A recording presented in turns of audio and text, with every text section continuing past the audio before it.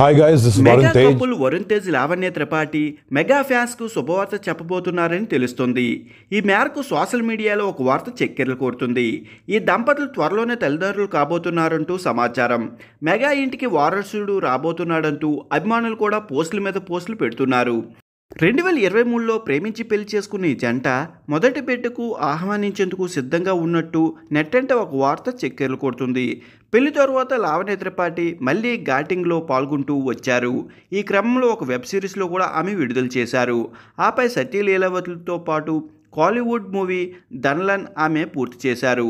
అయితే ఈ రెండు ప్రాజెక్టులు పూర్తి చేసిన తర్వాత ఆమె మళ్ళీ కాస్త బ్రేక్ ఇచ్చారు. కొంతకాలం సినిమాలకు దూరంగా ఉండాలని ఆమె భావించారని తెలుస్తుంది. దీనికి కారణం ఆమె ప్రెగ్నెన్సీ అని, అందుకే ప్రస్తుతం కొత్త ప్రాజెక్టులు ఒప్పుకోవడం లేదని టాక్. అయితే ఈ విషయంపై వారి నుంచి ఎలాంటి క్లారిటీ రాలేదు.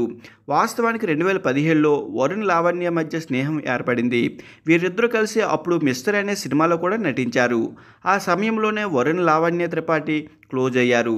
మొదట్లో స్నేహం, ఆ తర్వాత ప్రేమగా మార్చుకొని డేటింగ్ వరకు వెళ్ళారు.